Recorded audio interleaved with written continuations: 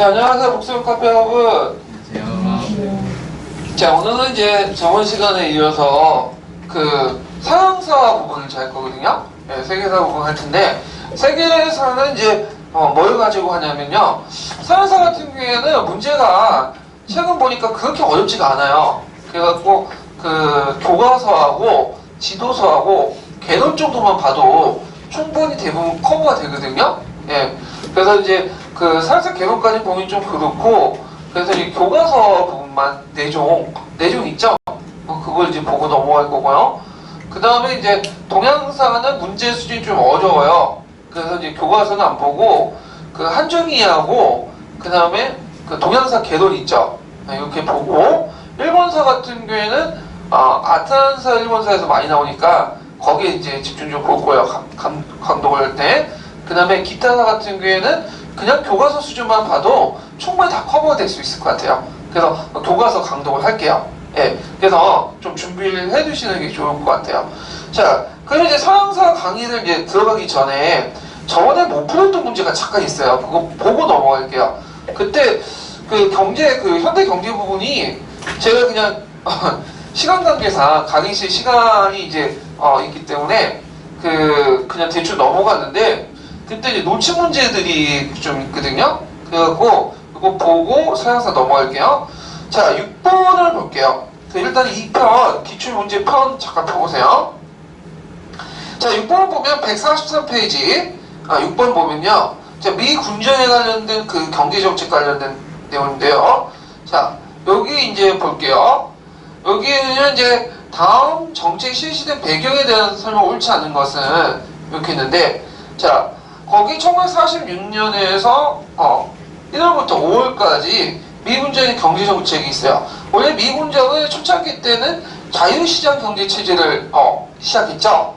근데 이제 한국 형식이 미국하고 다르다는 걸 이제 알게 되면서 통제경제정책으로 넘어가요. 그래서 처음에는 미국 수집령을 그러니까 공출제죠. 일종의 공출제를 폐지했다가 다시 부활된 것이 미국 수집령이고, 이것 때문에 농민들과 지주들의 반발을 불러일으키죠. 그 다음에 기속사업체 같은 경우에는 일제가 물려받은 그 기업들 있죠. 일제로부터 이걸 이제 말하는 거고, 그 다음에 경제 통제력 이런 것들을 공포하고 중앙경제위원회를 설치했지만 성공하지 못해요. 오히려 이제 인플레이션만 늘어나고, 예, 그 다음에 이제 그 노동자 농민들 불만만 불러일으키게 되는데, 자, 그러면 요에 대한 배경으로 미군정 왜 경제정책이 실패를 했냐, 그거에 대한 배경으로 한번 볼게요. 자, 해외에서 기여하는 동포의 수가 급증했죠. 일단 그러다 보니까 일자리가 부족하죠. 실업자가 많고, 그 다음에 이제 모임에 대해 매점 매석, 조약품 이런 것들이 있어갖고, 그 다음에 3번을 보면 조선노동조합 청구 평의의 주도로 총파업이 발생됐다. 자, 요거는 이제 그 배경이 된 게 아니라 요 전체에 대한 그 뒤에 46년 5월달 뒤에 일어난 사건이에요.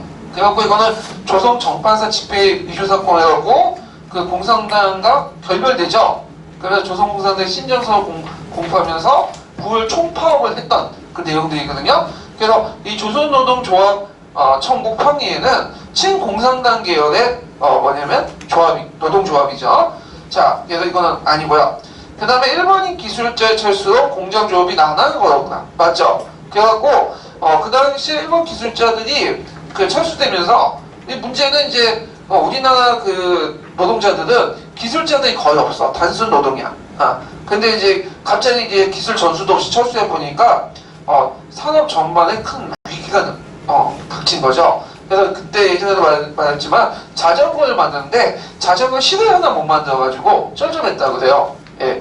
자, 그 다음에 이제 5번은 383 학종으로 전력공급과 원료 종달의 차질이 빚어졌다. 예. 그래서 요것도 이제 맞고요. 자, 그래서 있고, 참고로 전력 공급은 조금씩 해줬어. 북한이 하다가 완전히 중단된 건 언제냐면 50 단독 선거 때 하니까 그냥 조금 준 것도 그냥 탁 단절시켜 버리죠. 그래서 그 당시 전력 생산의 거의 90%는 북한에서 하죠. 북한에서 이제 크다란 그 댐들이 많으니까 이렇게 있는데, 자, 그 관련된 그 기출 근거표는 1260페이지 에서 61페이지 그 내용들 참조를 해주시면 될 것 같아요. 자, 그 다음에 몇 페이지 또 보시냐면요.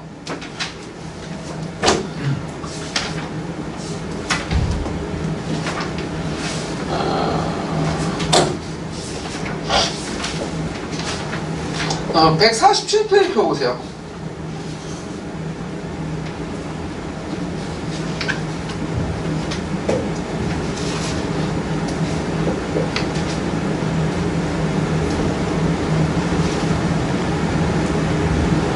자, 147페이지 제가 그냥 그때 시간이 없어갖고 그냥 넘어가 버렸는데, 요거 좀 다시 이제 좀 얘기를 하고 넘어갈게요. 자, 요거는 이제 그 근현대사뿐만 아니라 예전에 정근대사 관련된 농업과 관련된 내용을 테마로 묶어서 이렇게 문제를 만든 것 같은데요. 자, 여기 보면 이제 그 가와 나의 정치적 배경을 각각 한 가지 쓰시오. 이렇게 있거든요. 자, 가는 1193년에 경상도 지역에서 일어난 김삼위의 난과 호심의 난이죠. 예. 그래서 있는데 원래 김삼위 난과 호심의 난은 별개 이렇게 그 반란이었다가 두 개가 합쳐지게 돼요. 연합작전을 펼치게 되죠. 그래서 이제 요걸 정치적 배경을 쓰니까 무인 정권의 스타일과 정부의 혼란 이렇게 쓰시면 되는데, 근데 이제 요게 좀 눈여볼 게 뭐냐면 요때 이제 김삼위 난과 호심의 난을 진압했던 사람이 누구냐면 그 이민의 이제 아들이었던 그 이지순이죠. 물론 이제 이지순은 부장을 갖고 실제 이제 총지휘자는 정종골인데, 이 정보군이 초창기 때 반란군한테 패배를 해. 그게 왜 그러냐면 이지순이 농민군에게 어떤 작전 기밀 같은 걸 누설을 시키고요. 그리고 또 의복이나 식량, 군사물자들을 지원을 해주거든요. 그래서 나중에 이 사실을 알았던 정종골이 이지순에 처벌하지 못하고, 왜냐면 이지순은 실력자 이민의 아들이잖아요. 그래서 자살하는 사건이 일어나요. 그래서 이런 이지순의 이상한 행동에 그 배후에는 누가 있냐? 이민이 있을 거다. 왜냐면 이민이 경주 출신이죠. 그러니까 이제 신라 부흥운동을 옆에서 지원을 했는데, 이게 점점 이제 김삼위 난과 호심의 난이 점점 확대하지 못하고 진압당하니까 이제 반을 뺄 거다. 이렇게 이제 해석해가지고 이걸 신라 부흥운동하고 관련돼 있다. 이렇게 이제 해석하는 학자들도 있긴 있거든요.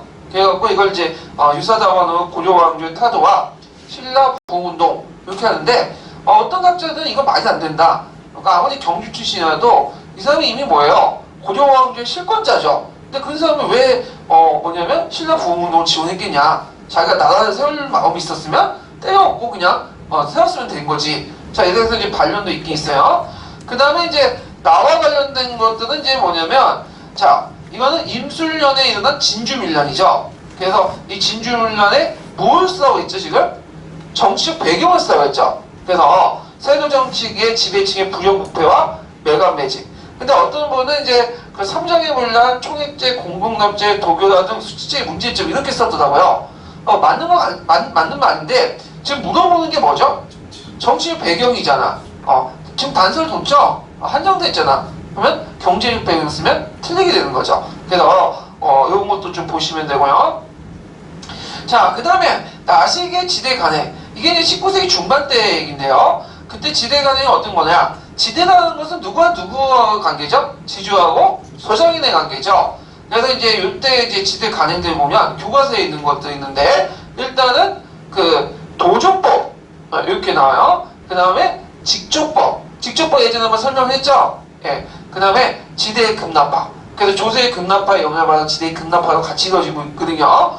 근데 이제 우리가 이때 타조법, 이것도 답이에요. 왜냐면 책마다 약간 다른데 18세기를 기점으로 해서 어떤 책에는 도조법이 일반화됐다고 한 책도 있고, 그리고 어떤 타조법이 일반화된 간에 도조법이 조금씩 등장했다. 뭐 이런 식의 이제 서술이 있거든요. 그리고 실제적으로 이제 조사해보면 타조법이 거의 일반화됐던 시기예요. 그런데 이제 문제는 거기 담당 교수가 들어갈 때 문제를 낼 때 도조법, 직조법, 지대의 급납파 딱 세 개만 적어놨어. 타조법 틀리게 이렇게 했거든요. 그래서 타조법이 맞긴 맞지만 이렇게 그때 쓰신 분들은 틀릴 수가 있어. 근데 문제는 이 교수가 들어갔지만 다음에 또 이런 유사한 문제를 낼 때 다른 교수가 들어가면 그 교수의 관점에 따라 답이 타조법일 가능성도 많아요. 예. 그래서 그래서 타조법도 같이 제가 실어놨거든요. 그래서 이런 내용들 좀 파악을 해두시고요. 그 다음에 여기 보면 다는 뭐죠? 산미증식계획이죠. 네. 그래서 이제 여기 산미증식계획인데 이건 조선 총독부에서 이제 공부한 내용이에요. 자, 그러면 여기에서 물어보는 게 뭐냐면 그 계획의 명분이죠. 그러니까 실제적 목적을 물어보는 게 아니라 표면적인 명분, 목적 이런 것들 이제 물어보는 거죠. 자, 그거는 이제 사료에 분명히 나와 있어요. 첫 번째로는 조선 내 쌀 수요 대비 및 농가 경제 향상 도모. 그 다음에 이제 제국의 식량 문제 해결. 이런 것들. 그러니까 쌀 수요 대비 농가 경제 향상 도모, 제국의 식량 문제 해결. 그러니까 어떤 분은 제국의 식량 문제는 너무 노골적이지 않냐? 일본 애들이. 근데 노골적이에요, 진짜. 그렇게 써놨어. 이거는 사료 속에 있는 거예요. 예. 그래서 이 세 개를 쓰시면 되고, 그 다음에 거기에 보면 이제 라는 이제 토지개혁 관련 과정에서 소작지 면적 변화 추이를 이제 쭉 나와 있는 건데요. 거기에 보면 나에 미치친 기울과 니은 사이에 소작지가 줄고 자작지가 늘어난 이유 두 가지 쓰시고 이렇게 있는데, 기획은 1947년 말, 그 다음에 니은은 1949년 6월이죠. 그럼 47년 말은 누가 통치했던 시기예요? 미군정. 그래서 49년 6월은 이제 대한민국 정부가 등장하면서 요때 미군정 때도 토지개혁이 있었고, 그 다음에 물론 이 토지개혁이 실패를 했죠. 한민당의 반대 때문에. 그래서 이제 주로 신안공사, 중앙토지행정처로 이름 바뀐 그것에서 이제 토지개혁을 했고, 그러니까 주로 이제 적산 토지들을 대상으로 했고, 그리고 49년 6호는 거의 이제 이승만 정권 때 이제 토지개혁 논의가 일어날 때죠. 그럼 왜 이렇게 소작지가 감소됐냐? 일단 미군정 시기 때 중앙토지행정처의 기속 농지들, 그러니까 예전에 일본인 토지들을 소작인들에게 분배를 해줬죠. 거의 80%를 분배를 해줬다고 그래요. 그 다음에 토지개혁이 지속이 되니까 이 지주들이 그냥 어차피 할 거, 값싼 가구로 먼저 몰수당하니 그냥 비싼 가구로 강매하는 게 낫겠다. 그래가지고 소작인들에게 토지를 강매해버렸죠. 네, 요런 내용들을 쓰시면 돼요. 요거는 예전에 기출문제에 나왔던 것들이 그대로 낸 거예요. 네, 그래서 요런 토지개혁 관련된 부분들 좀 기억을 해주시면 될 것 같아요. 자, 그래서 이렇게 해서 이제 한번 봤고요. 관련된 기출근거는 1208페이지에서 1209페이지에 있으니까 시간 되실 때 한번 읽어보세요. 이 부분은요. 자, 그러면 서양사 넘어갈게요.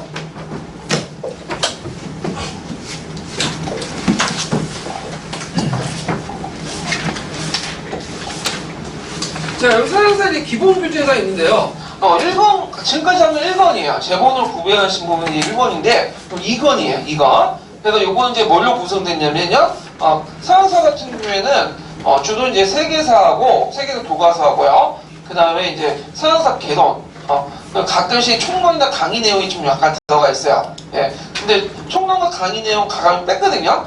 왜냐면 그 정도까지 안 나와. 지금 그 수준을 보면. 예. 그래서 이제 이렇게 이제 구성됐다는 걸 좀 아시고요. 그리고 이제 진행하는 방법도 쭉 설명하다가 필요한 부분은 교과서 찾아가지고 읽고, 그 다음에 이제 곳곳에 기출문제는 주제 넘어갈 때마다 내용 넘어갈 때 관련된 기출문제 푸는 방식으로 이렇게 진행이 될게요. 자, 그러면 먼저 서양사를 볼 때 이제 처음 나오는 것이 에게 문명이죠. 에게. 그래서 에게를 중심으로 해갖고 이제 형성된 문명을 에게 문명이 나는데, 이 에게 문명은 크게 크레타, 미케네, 트로이 3대 문명 구성이 됐어요. 그래갖고 이제 전반기 때는 크레타 문명, 후반기 때는 미케네 문명 이렇게 이제 구성이 됐고요. 그 다음에 가도기적 문명이죠. 이 에게 자체가 어디를 연결하는 지점이냐면 유럽, 아시아, 아프리카 지역을 서로 연결하는 지역이야. 그래갖고 이제 이 크레타 같은 경우에는 이제 무역을 활동을 통해서 오리엔탈 선진 문화들 적극적으로 들어오거든요. 그래서 이 오리엔탈 문화를 그리스에 전달하고, 그리고 초기 그리스 문화를 발달 공헌하는 중간적인 문명이다. 그래서 오리엔탈 문명과 고대 그리스 문명을 같이 가지고 있다. 그리고 여기에 또 에게 문명의 또 하는 특징은 무슨 문명이죠? 철기예요, 청동기예요? 기본적으로 청동기 문명이죠. 네. 철기는 언제부터? 도리아인들이 들어올 때부터 이렇게 형성됐던 거죠. 자, 그러면 이제 에게 문명에 대한 본격적인 내용을 이제 들어가기 전에 교학사 교과서에서 이제 그걸 찾아봐서 볼게요. 교학사 교과서 40페이지 펴보세요.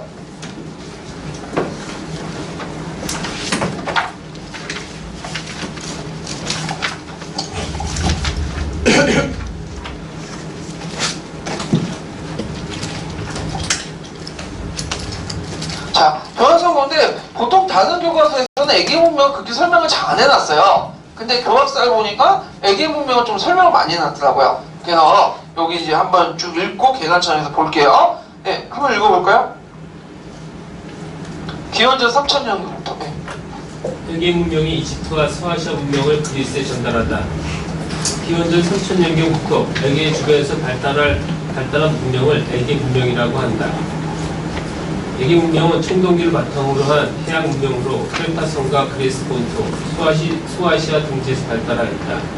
이 중에서 가장 먼저 일어난 것이 크레타 문명이다. 크레타 문명은 기원전 2000년경 강력한 왕이 등장하여 전성기를 맞이하였는데 크로소스 궁전 유적과 궁전의 벽화를 통해 발전성을 짐작할 수 있다. 크레타에는 농사를 지어 보리, 밀, 포도, 올리브를 생산하였고 동부 지중해를 누비면서 해상무역을 전개했으며 원활한 교역 활동을 위해 문자도 만들어 사용했다. 이 문자가 뭐냐면 선상 A 문자죠. 선상 A 문자. 예. 크레타에는 해상무역을 통해 서아시아 문명권으로부터 청동기 제작 기술, 전차 기술, 동물 및 여신 숭배 등을 신앙 등을 받아들였고 밝고 동적이며 평화로운 예술을 발달시켰다.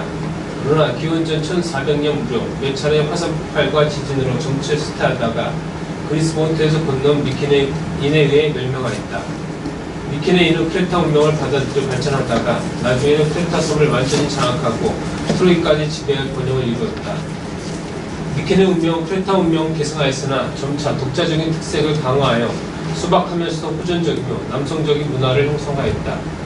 미케네이는 큰 돌을 쌓아 올린 성체를 건설하고 공장은 벌집형 왕릉을 조성하였다.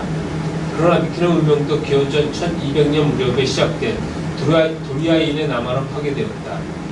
크레타인과 미케네인에 의해 발전한 에게 문명은 고대 서아시아 문명을 지중해 세계에 전하였으며 유럽 문화의 바탕이 되는 그리스 로마 문화에 큰 영향을 끼쳤다.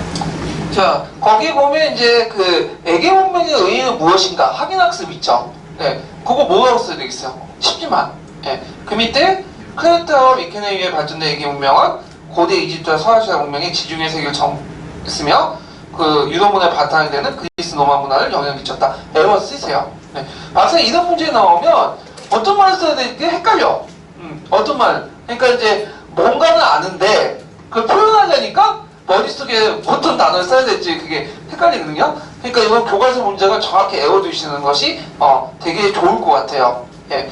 자, 그래서 이제 그 에게 문명을 이제 볼게요. 자, 에게 문명의 위치였던 이제 중요한 문명, 미케네 문명, 크레타 문명, 트로이 문명, 세계 문명의 위치, 그 교과서에 좀 확인 좀 해보시고요. 그러면 이제 그 에게 문명을 이제 보면요. 오랜만에 심플 글씨 한번 써보네요.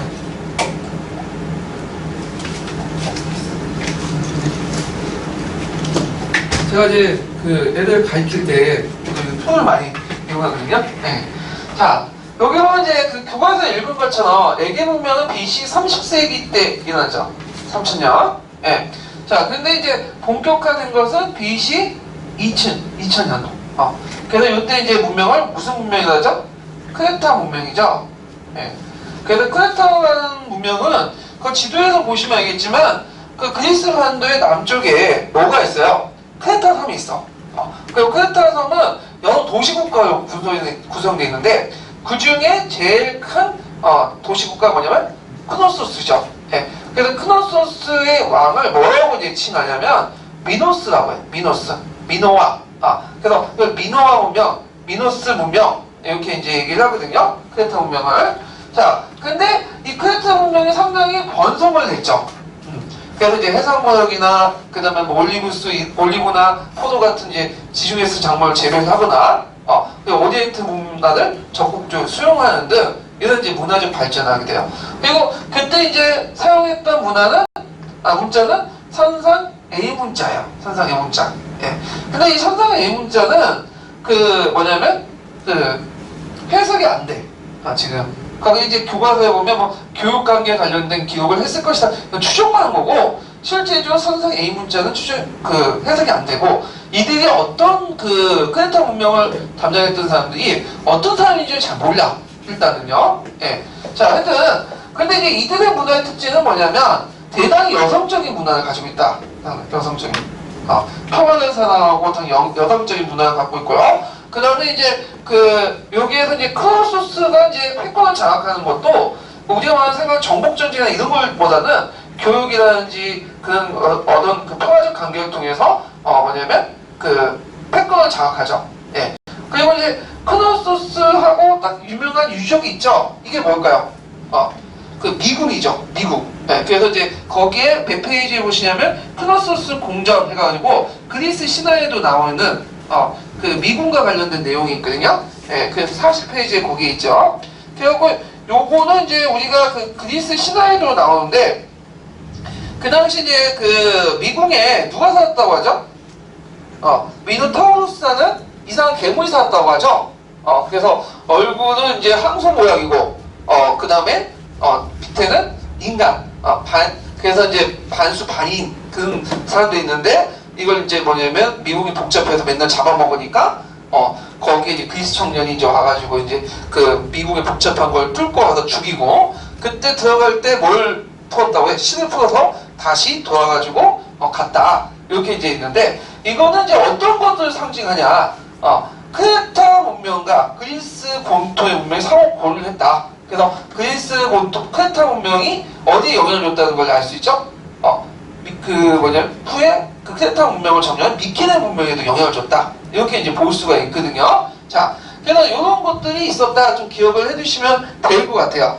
자, 그 다음에 거기에 이제 보면 이제 예술적으로 상당히 이제 뭐냐면 정교한 도자기가 제작이 됐고, 그 다음 정교한 금은세공이라든지, 아까 크로소스 궁전, 그 다음 궁중의 토르스카 벽화인데, 이걸 이제 별칭 파리의 여인이라고 이제 하고 있거든요.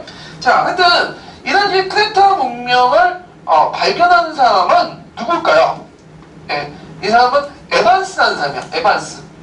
미케네 문명과 그 크레타 문명을 발견한 사람 에반스라는 이제 사람인데 이 사람이 이제 아까 얘기한 미노스 왕의 미궁도 이제 발견됐고 성산문자 A도 발견했던 사람이죠. 에반스 이름 좀 외워두시고요. 그 다음에 이제 뒤에 또 선상문자 B도 발견했어. 선상문자 B. 자, 근데 이단 잘 나갔던 이제 뭐냐면 크레타 문명이 붕괴가 되기 시작해요. 붕괴가. 그래갖고 이제 붕괴 내용을 이제 보면요, 되게 이제 이 붕괴 시점이 언제냐? 그래갖고 되게 BC 14세기야. 자, 이 붕괴 이유에 대해서 크게 두 가지 관점이 있어요. 하나는 화산이 폭발돼서 그렇다. 그 다음에 두 번째로는 대륙에 있었던 미케네인들이 건너와가지고 멸망을 시켰다. 두 가지 관점인데 두 개를 그냥 서로 연결시켜서 보시면 될 것 같아요. 그래서 요게 이제 붕괴됐던 걸 알 수 있는 게 뭐냐면 일단 크레타 문명 시기에 이제 BC 14세기 때 지층을 보니까 불탄 유적들이 많아. 그리고 선상 A 문자에서 뭘로 넘어가냐면 선상 B 문자로 넘어가. 이 선상 B 문자는 누가 썼던 거죠? 미케네인들이 썼던 거죠. 그래서 이 선상 B 문자는 에반스가 이제 뭐냐면 아까 에반스가 발견됐다는데 잘못 말고 에반스가 발견된 게 아니라 벤트리스라는 사람이 벤트리스 좀 수정해 주세요. 그래서 벤트리스라는 사람이 선상 B 문자를 발견하고 해독을 했어요. 선상 A 문자는 해석이 안 되는데 선상 B 문자는 해독이 돼. 그래서 그 당시에 그리스 사회를 알 수가 있어요. 이 선상 B 문자를 통해서. 그래서 미케네인들은 어떤 사람이냐면 이 사람들은 오늘날 유럽인들 선조이 뭐죠? 인도 유럽어족 계통이에요. 도리아인도 마찬가지. 그래서 미케네인들이 먼저 들어왔고 그 다음에 나중에 도리아인들이 들어왔어. 그래서 후에 이제 고대 그리스인들 구성하는 뭐 도리아인, 이오니아인 등등 여러 인종도 있잖아요. 근데 이들은 대부분 다 어떤 계통이냐면 인도 유럽어족 계통이에요. 먼저 들어왔느냐 나중에 들어오느냐 그 차이점 뿐이고. 예. 하여튼 이 당시에 이제 미케네인들이 대륙에 무슨 왕국을 만들죠? 미케네 왕국을 이제 만들죠. 그래서 미케네 왕국들은 여러 도시국가들 연합 통치예요. 있던 거야. 자, 하여튼 이런 미케네 왕국을 만들었다. 자, 그러면 이들의 이제 뭐냐면 왕국의 특징을 이제 좀 볼게요. 자, 보통의 미케네 문명은 크레타 문명의 영향을 받고 계승을 했죠. 그래서 이제 에게 문명 후기 때 이제 형성된 문명인데 대개 BC 14세기에서 BC 12세기 때까지 형성이 됐던 문명들이죠. 그래서 이제 이들은 이제 그 활발한 정복 활동을 이제 펼치게 되는데 그게 뭐냐면 트로이 전쟁이죠. 트로이 전쟁 여러분들 아시죠? 트로이 목마로서 유명하죠. 일리아드와 오디세이 그 작품에도 나오잖아요. 그래서 대개 이제 그리스 본토의 소왕국들이 미케네를 맹주로 결합해서 소아시아로 진출한 대원정을 기록한 건데 그게 원래는 이제 구조로 전해졌다가 9세기 때 BC 9세기 때 누가 이게 기록을 한 거죠? 호메네스가 고대 그리스 문자로 기록을 한 거다. 네, 이렇게 좀 기억을 해주시면 되죠. 그래서 이 문화 예술적으로 원형 분모가 있고 거석의 건관 성벽들을 추출하고요. 그 다음에 이제 있고 그 다음에 이들의 문화의 특징은 뭐냐면 상당히 남성적이에요. 상무적이고. 그래서 되게 이제 그 크레타 문명 같은 경우에는 어떤 특징을 갖고 있다 했죠? 여성적이죠. 근데 이들의 문명은 상당히 전투적이고 상무적이고 남성적인 어떤 특징을 가지고 있는 문화들이다. 그 다음에 이들의 정치 사회적인 특징을 보면 오리엔트와 그리스의 중간형 이렇게 보시면 돼요. 그래서 왕권이 강했다고 해도 그 전체적인 이제 통일 왕국이 아니라 되게 소규모 왕국이었고 거기에 왕이라는 것은 그 권한은 그리스의 나중에 그 초창기 등장 왕들의 권한하고 되게 약했죠. 그 다음에 그 오리엔트 왕들의 상대적으로 권한이 크죠. 그 중간 정도의 뭐냐면 권한을 가지고 있다. 이것은 그 미케네 문명이 오리엔트와 그리스의 중간 정도의 어떤 성격을 갖고 있기 때문에 그죠. 가도기적 성격을. 자, 하여튼 이런 문화적 특징을 가지고 있다는 걸 좀 기억을 해두시면 돼요. 그래서 이제 거기 이제 41페이지, 교과 41페이지에 보면 그 다음에 미케네인들이 만들어놓은 이제 그 여러 가지 특징들이 쭉 기술했죠. 그 문명들, 그 건축물, 유물 유적도 있는데 뭐 사자의 문이라든지 이런 것들, 그 다음에 벌집형 왕릉 같은 것들, 이런 것들이 구성이 됐다. 그 다음에 여기 트로이 문명에 대해서 또 얘기하면 빠질 수 없는 사람이 있죠. 누구죠? 트로이 문명을 발견한 사람이 누구예요? 네? 슐레이만이라는 사람이죠. 네, 슐레이만. 이 슐레이만은 이제 그 당시 이제 그 원래는 그 어릴 때부터 그리스 로마 신화나 이런 것들 되게 좋아했다고 해요. 그래서 이제 근데 집안이 가난해서 정규 대학 교육은 못 받고요. 사업 활동하다 돈을 많이 번 다음에 40살 정도에 들어가고 이제 뭐냐면 외국을 많이 습득한 다음에 뭐냐면 유물 유적들, 트로이를 찾겠다 유물 유적을 발견하기 시작하죠. 그래서 이제 사람들이 비웃었지만 결국에는 트로이 지역에서 그 유물 유적들을 발견했어요. 근데 물론 이 유물 유적이 했던 것은 그 당시에 그 트로이 전쟁 때의 트로이는 아니에요. 약간 이제 후반기, 전반기 때 그 전에 문명 문화였는데 나중에 학자들이 더 발견해갖고 이제 트로이가 단순히 그 그리스의 신화가 아니라 트로이 문명이 원래 실존하는 문명이라는 걸 밝혀냈죠. 예, 그 큰 공헌을 했던 사람이 슐레이만이다. 그 슐레이만은 또 미케네 문명에도 관심이 많아서 미케네와 관련된 문화와 문명 유적지 같은 것도 많이 발굴해놨어요. 예, 그래서 그 사람 정도 이름은 좀 기억을 해두시면 될 것 같아요. 그럼 이게 잘 나갔던 제 미케네인들이 왜 멸망을 했냐? 그때 BC 12세기 때 누가 내려왔죠? 남쪽에서? 도리아인들이 내려왔어. 이 도리아인들은 뭘 가지고 있었냐면 철기 문화를 가지고 있어요. 철기 문화. 근데 미케네인들 뭘 가지고 있었죠?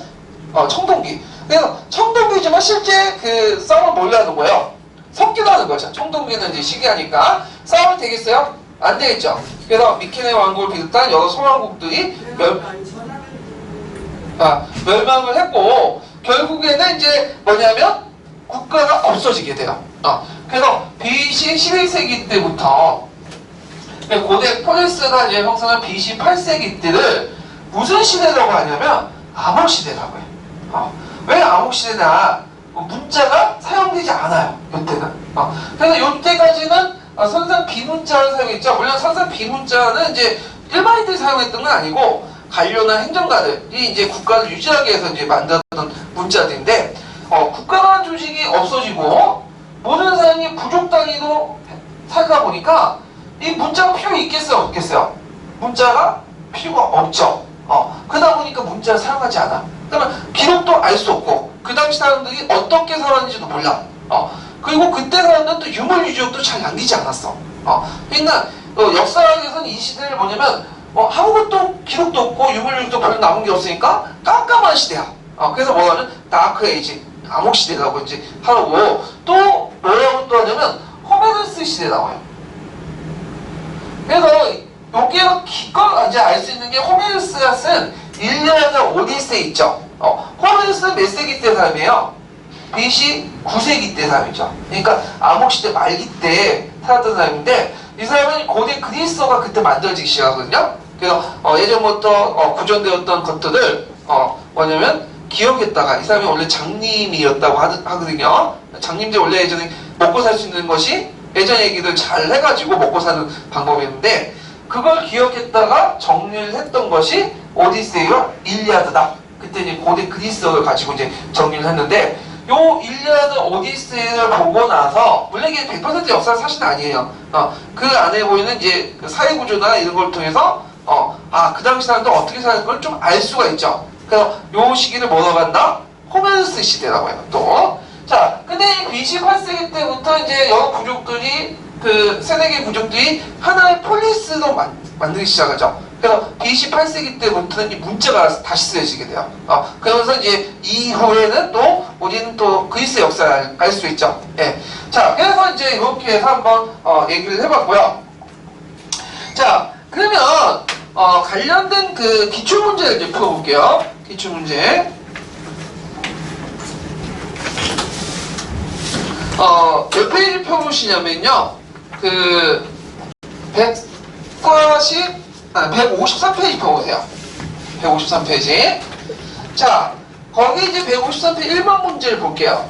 보기는 서양 문화의 발전 과정 중 기획에 대한 설명 옳은 것은 이렇게 했는데, 자, 여기 오리엔트 문명이 있고 그 다음에 그리스 문명이 있죠.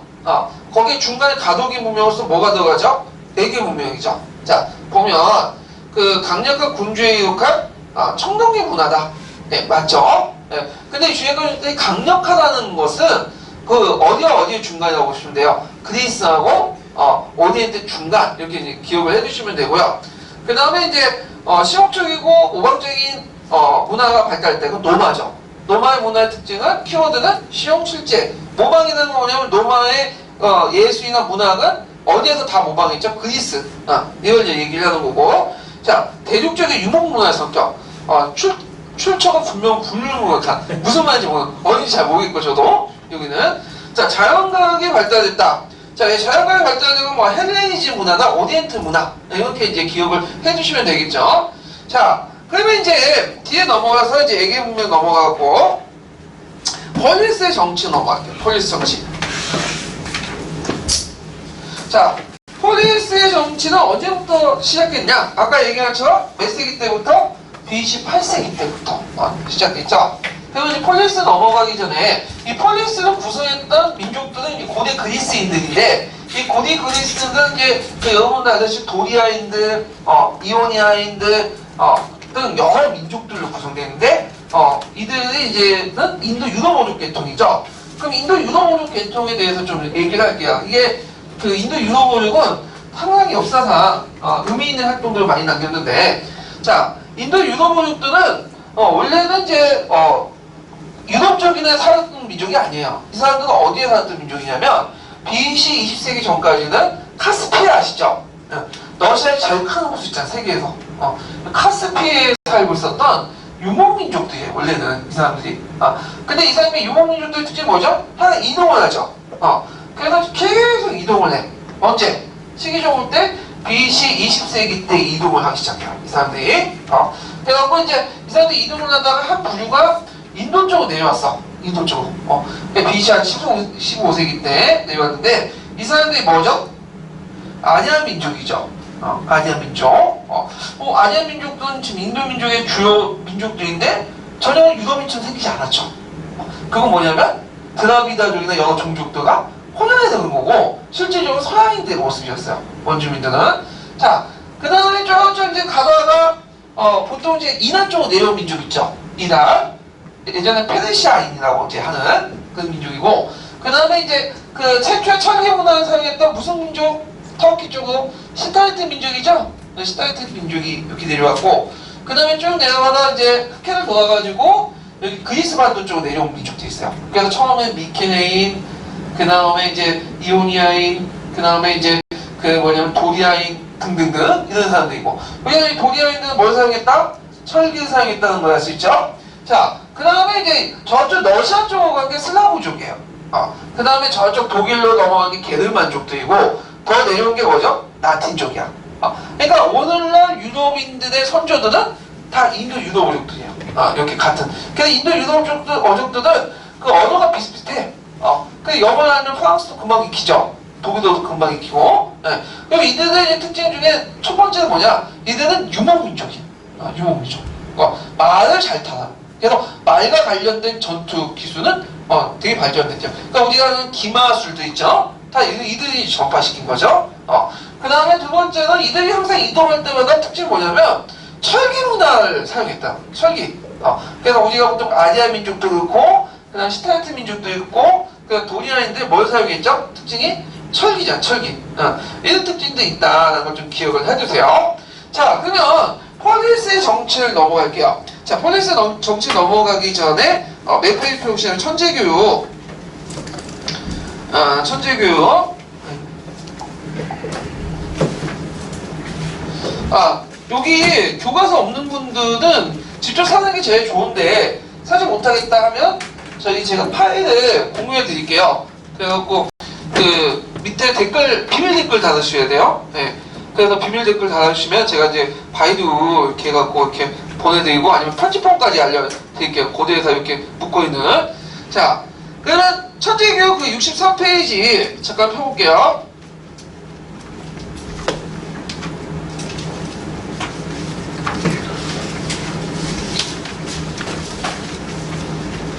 자, 거기에 보면 폴리스의 탄생 있죠? 예. 그래서 기원전 폴리스 800년대, 그 암흑기가 끝나면 여기 나타나는 폴리스인데, 자, 이 폴리스의 구조들이 쭉 나와요. 예. 그래서 그리스인들은 왜 이렇게 폴리스가 발달됐냐? 예전에 한번 시험 문제 나왔던 거죠, 이거. 예전 공통사회 관련돼갖고. 그래서 그리스는 여러분들이 딱 지형을 이제 보시면 알겠지만, 이렇게 지형을 보시면 알겠지만, 뭐가 많아요? 산이 많아. 그리고, 여기 보면 해안선이 되게 복잡해. 그래서 이제 되게 그 해안선과 산 중간중간 평지에 조금씩 이제 뭐냐면 폴리스가 있는데, 그렇다면 이게는 산과 해안선이 복잡 때문에 통일 국가를 이루지 못했다. 이렇게 얘기를 하고 있어요. 자, 폴리스의 그 신전과 군사시설을 만든 게 아크로폴리스거든요. 아크로폴리스. 거기 이제 그림 보시면 있죠? 네. 그러니까 아크로폴리스의 높은 게 신전들이 있어. 그 도시를 이제 지키는 신전들이 있는데, 그 대표적인 이제 신전 중에 하나가 뭐냐, 아테네 여신상을 모시는 파르타나 신전 같은 것들이 여기 이제 있고요. 그 다음에 이제 그 시장이나 공공 모임 장소에 이용했던 아고라가 있죠. 그 밑에는. 그래서 이제 이 아고라에서는 뭘 이제 유하냐, 주로 정치 토론을 해요. 그래서 왜 그러냐면, 거기에 이제 아고라 시장 가면 지금은 누가 가죠? 어머님들이 가죠. 근데 그때는 아버님들이 가. 왜냐면 여자들은 바깥 못 나가. 그러니까 남자들이 가고 시장을 보면서 이제 남자들이 모여서 정치 논하고 이런 걸 하면서 토론 강장이 되는 거야. 그래서 지금도 다운에 보면 아고라가 있잖아요. 예. 자, 그래서 이렇게 있고, 그 다음에 이제 폴리스는 자신의 지리적 환경 때문에 통일되지 못했고, 공동된 언어와 종교를 바탕으로 같은 동족의식을 가지고 있었다. 통일되지 못했지만, 그래서 이들은 이제 뭐라고 이제 얘기하냐면, 그 헬레네스라고 해요. 헬레네스라는 것은 누구의 후손이라는 뜻이에요? 헬라의 후손이다. 제우스의 부인이 헬라죠. 그런 의미고, 또 다른 민족을 이제 뭐라고 하냐면, 거기 보면 바르바로인이라고 해요. 바르바로. 이 야만족이라는 뜻이야. 그래서 나한테 민족의식을 가지고 있다. 바르바로인들은 그 자신이 알아보지 못한 말로 바리바리하다. 그러니까 이제 우리가 보통 외국어 들을 때 막 이상한 얘기하잖아. 그건 이제 뭐냐면 경멸적 의미에서 썼다라는 거죠. 자, 그래서 있고, 이 폴리스는 이제 왜 구성이 됐냐 하면, 되게 이제 도리아인들, 이민족이 쳐들어오니까 주변에 이제 그 부족들이 방어 차원에서 이제 구성이 됐어요. 그래서 보통 3개에서 한 4개 정도의 폴리스가 모여가지고 구성이 됐거든요. 예. 그래서 이걸 이제 집줄선이라고 해갖고 이제 서양사 개론에 나와 있어요. 그래서 되게 보면 도시를 중심해서 그 주변에 농촌과 해안을 끼는 그런 형태로 이제 발전이 됐다. 물론 이제 폴리스마다 다 달라. 농촌만 구성된 곳도 있고 뭐 도시만 있는 곳도 있고 이런 다른데 하여튼 그런 것들이 이제 구성이 됐고요. 자, 그리고 보통 이제 폴리스의 대표적인 그 국가가 두 가지가 있었죠. 뭐가 있었죠? 아테네와 스파르타요.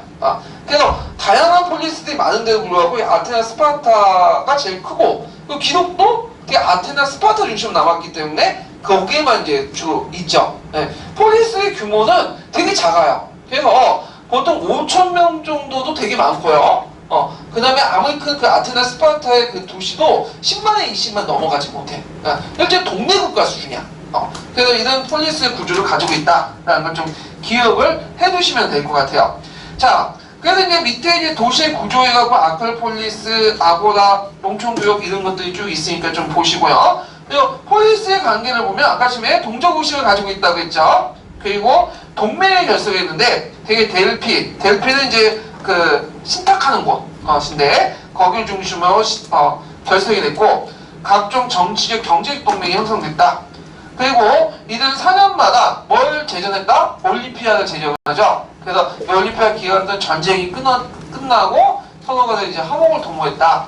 근대적 올림픽의 어떤 기원이 됐다. 이런 것들이 있고요.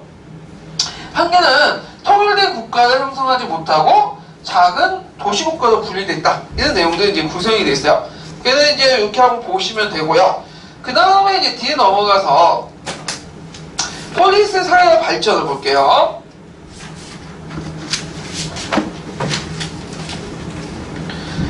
자, 이 폴리스들이 이제 점점 커가잖아. 인구가 증가돼. 인구가 증가되고 이 많은 인구를 먹여 살리기 위해서는 뭔가 공유주 확보가 필요하고 그래서 이제 이걸 어떻게 많은 문제를 해결할 것인가 인구 그 확대를 뭐냐면 어떻게 해결할 것인가 해가지고 두 가지 선택을 해야 돼요. 이건 폴리스마다 좀 다른데요. 첫 번째로는 뭐냐 방출을 시키는 거지. 방출을. 너 필요 없어. 그거보다 그냥 방출 나가도록 하는데 방출을 해갖고 이들이 어디로 가냐면 되게 이제 이 사람들 해상무역이 발달됐으니까 주로 어디냐면 이제 그 지중해 연안 지역으로 나가거든요. 연안에 식민도시를 만들어. 그래서 이제 지중해 연안에 그리스 계통의 식민도시들이 되게 많이 형성이 돼요. 근데 이제 본격적으로 되게 어디에 가냐면 내륙까지 진입하지 않고 해안선에 주로 이제 뭐냐면 분포돼 있죠. 왜냐면 내륙까지 진출하면 원주민과 다툼이 일어나잖아요. 예. 그래서 이런 그 식민도시를 건설했고요. 두 번째로는 이게 제 대표적인 스파르타역인데 점령을 해보죠. 그래서 주변에 있는 여러 국가들과 싸움을 해갖고 그 국가를 점령해갖고 먼저 공유주를 확보하죠. 예. 자, 두 가지 형태가 있다. 이런 것들 좀 기억을 해두시면 될 것 같아요. 자, 근데 이제 BC 6세기 때 이런 것도 이제 한계가 있나요? BC 6세기 때 여러 사회 문제들이 일어나는데, 자, 왜 이렇게 BC 6세기 때 이런 것들이 일어나냐 하면 이때 이제 그 모국하고 식민도시 간에 뭐가 있었죠? 경제 교류 형성이 강화돼요. 이때 모국과 식민도시의 관계는 어떤 관계냐면 그 우리가 이제 일제시대 때 우리가 일본으로부터 통치를 받았잖아요. 이건 식민지의 관계가 아니야. 정치, 경제 예속 관계, 정치적 예속 관계가 아니라 어떤 거냐면 그냥 정치로 독립돼 있고요. 경제적이고 문화적 유대 관계죠. 그래서 이제 같은 예전에 선조들 공유했던 사람들이기 때문에 뭐냐면 경제 교류를 주도하는 거야. 그러면서 식민도시하고 모국 간에 그 뭐냐면 해상 교류가 활발히 이루어지고 그러면서 그걸 통해서 부를 축적한 계층들이 등장하죠. 부유한 상민 계층들, 평민 계층들. 근데 또 한편은 뭐냐?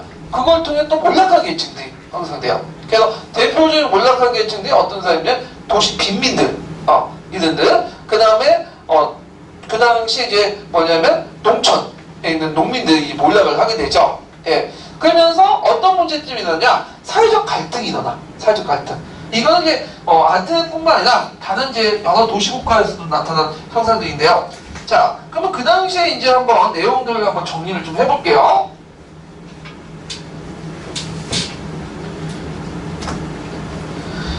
자, BC 7세기에서 6세기 때 이제 보면 되게 이제 식민도시와 그 다음에 모국 간의 교류를 통해서 해상 교육을 통해서 상품화의 경제가 발달되죠.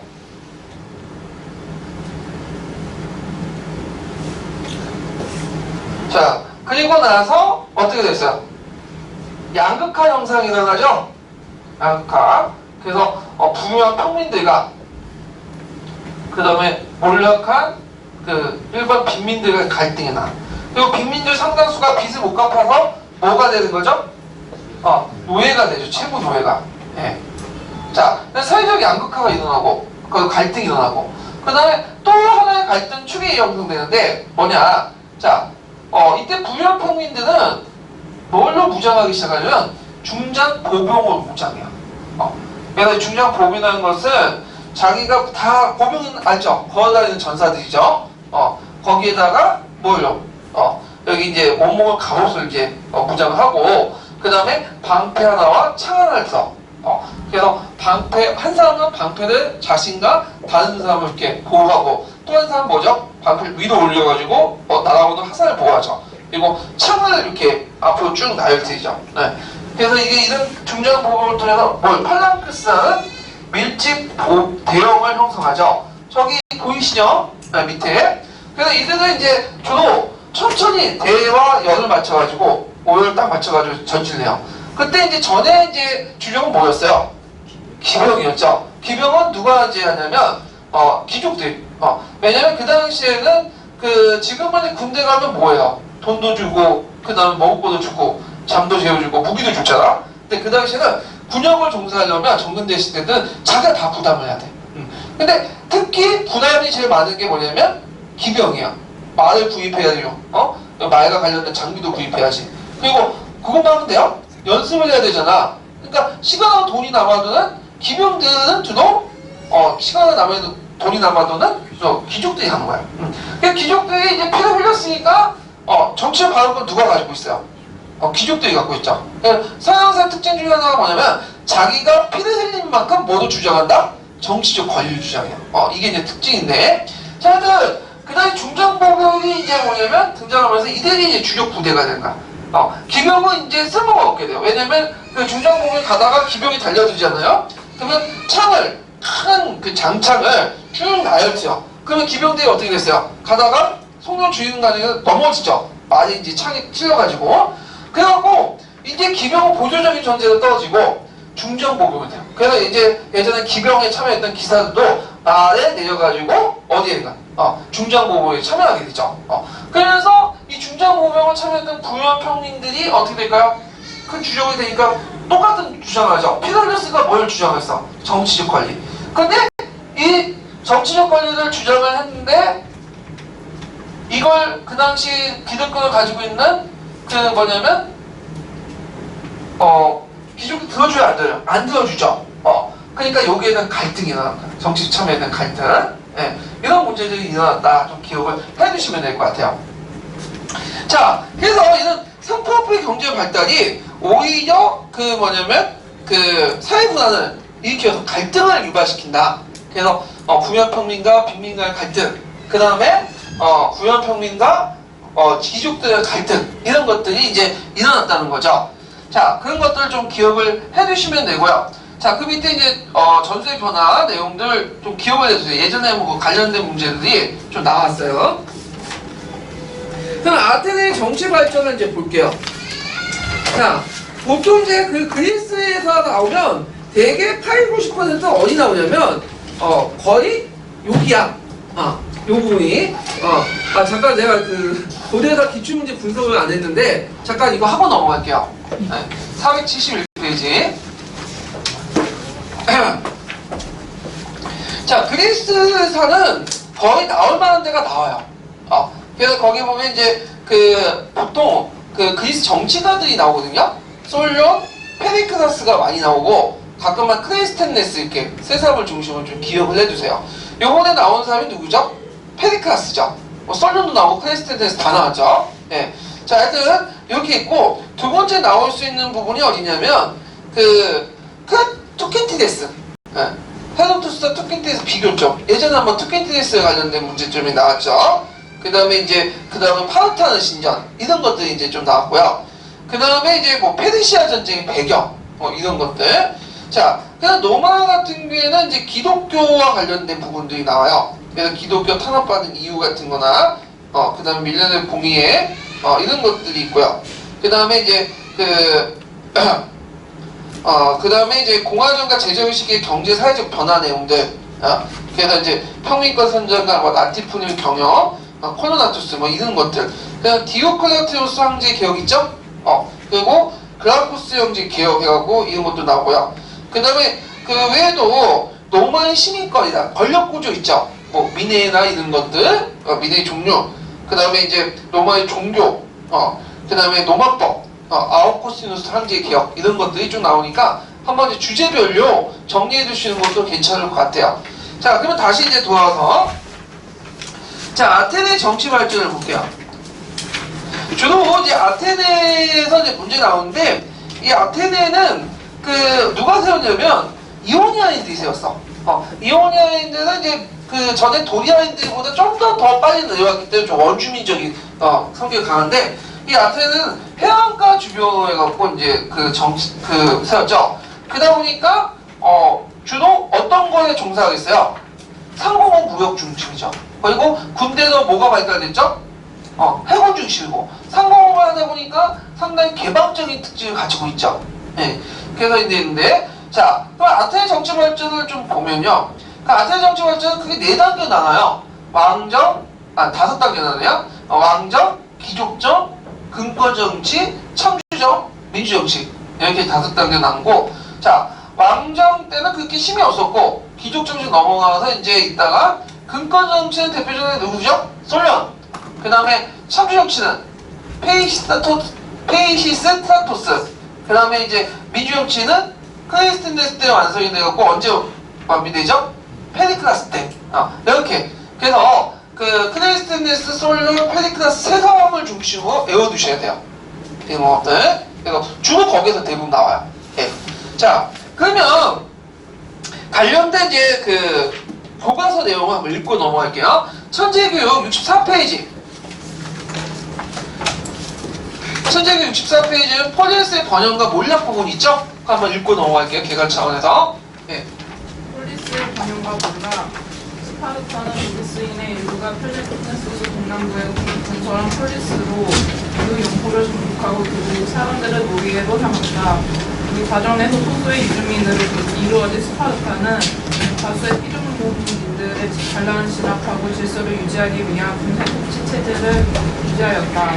스파르타에서는 허약하게 태어난 아이들은 버려졌고 남자아이들은 7세부터 30세가 될 때까지 공동생활을 통해 강력한 전사로 키워졌다. 아티카 반도에 자리 잡은 아테네는 왕정에서 기득전으로 그리고 근권정과 창조정을 거쳐 기원전 6세기말 클레이스테네스 개혁으로 민주주정을 시행하였다. 기원전 5세기 초에 페르시아 군대가 에게의 건너 그리스를 침입했을 때 아테네의 민주정 위기에 직면하였다. 그러나 아테네인들은 마라톤 전투와 살라미스 해전에서 대승을 거두어 페르시아 군국을 물리쳤다. 그리스 페르시아 전쟁이 끝나자 아테네는 페르시아의 지침을 막기 위해 에게의 연안 국가를 끌어들여 델로스 동맹을 맺었다. 이후 페리클레스가 이끈 아테네의 민주정은 더욱 발전하였고 아테네는 지중해 무역의 중심지로서 항공업과 문화가 크게 번성하였다. 델로스 동맹이 아테네 국익을 실현하는 군사 동맹으로 변제되면서 스파르타가 결성한 펠레폰네소스 동맹과의 대립이 격화되어 펠로폰네소스 전쟁이 일어났다. 이 전쟁에서 스파르타가 이끄는 펠로폰네소스 동맹이 승리하였지만 스파르타의 패권은 오래가지 않았다. 테베가 스파르타를 무너뜨리고 이어 마케도니아가 침략하여 그리스의 폴리스들을 정복하였다. 기원전 338년. 예. 자, 그러면 한번 보죠. 자, 먼저 제시한 왕정이에요, 왕정. 근데 왕정은 그렇게 오래가지 못했어요. 별로 실권도 없었고, 재정일치적인 어떤 성격이 있고, 뭐 10년마다 한 번씩 교대로 이렇게 했기 때문에, 했고, 그 다음에 등장한 것이 뭐냐면, 귀족정이죠. 귀족정은 7세기 때, 8세기가 적은데 7세기 건치세요. 그래서 소수의 귀족들이 토지 집중을 소유하면서 강대한 세력이 형성됐고, 이들은 뭘 통해서 성장했죠? 기마병, 기병, 이제 활동했죠. 그래서 이제 아르콘이라든지 이런 아르콘 집단 지도체라든지 그 다음에 아우파고스라는 귀족회의를 통해서 뭐냐면 권력을 장악하겠다 이렇게 좀 기억을 해두시면 돼요. 자, 그 다음에 이제 등장한 사람이 솔론인데 이 솔론이 등장한 시기는 BC 6세기죠. 6세기. 그래서 이제 이때는 아까 얘기한 것처럼 상품화폐 경제가 발달되면서 사회적 양극화와 분열이 일어나. 그래서 이 솔론이 등장하면서 이런 것들을 해결할 필요가 있는 거야. 그래서 솔론의 개혁은 대개 계층의 갈등이나 이런 것들 조리해서 사회 문제를 해결할 목적이 있었다. 그래서 해외의 어떤 진출의 시민활동, 부유한 평민의 대두, 그리고 올리브나 포도 같은 것들을 창문하죠. 왜냐하면 곡물은 상품의 가치가 떨어지잖아요. 예. 그래갖고 이러면서 이제 규모가 커지면서 소농민의 경제가 약화되는, 그래서 몰락하는 그런 것들을 해서 갈등 이런 것들을 해결할 필요가 있었다는 거죠. 자, 그래서 이제 이 솔로는 무슨 그거냐면 조종자 역할을 해요. 조종자 역할은 뭐냐면 각계각층의 의견을 고루 수용해서 뭐냐면 양쪽이 뭐냐면 만족한 것들 답을 제시하는 거야. 그래갖고 이제 이 조종자 역할을 하게 되는데, 자, 일단은 이 관련된 그 솔론과 관련된 거 자주 많이 나오니까 별표 한 4개 쳐놓고 보세요. 그것에 관련된 그 기출 근거편을 읽고 넘어갈게요. 자, 1281페이지 보세요. 솔론과 관련돼서.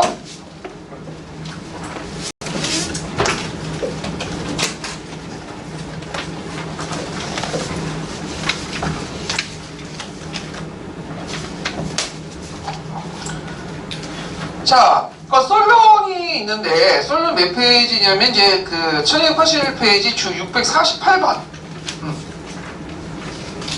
처음부터 끝까지 다 해요. 아니, 제가 보면서 이제 설명할게요. 네. 자, 여기 보이는 솔론은 7세기 후반에 살았던 사람인데요.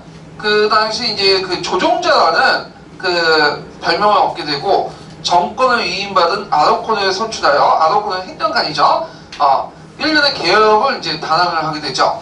그래서 그 당시 이제 상층 평민의 요구가 너무 강하기 때문에 있고, 국정참여에 대한 상층 요구에 대한 요구가 강하고, 그 다음에 이제 그 토지가 소수가 집중되면서 부유한 자에게 예속된 토지가 경작한 사람이 늘어나면서 큰 사회 문제가 되게 돼요. 그리고 가난한 농민들은 그 부역에 간습했다. 이때 간습은 뭐와 관련된 거냐면, 그 예전에 이제 솔론 전에 드래콘이라는 사람이에요. 드래곤. 예.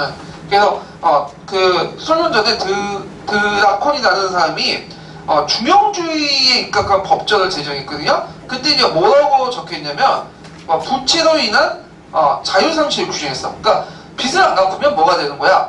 노예가 되는 거예요. 드래콘이라는 악법이 있었어요.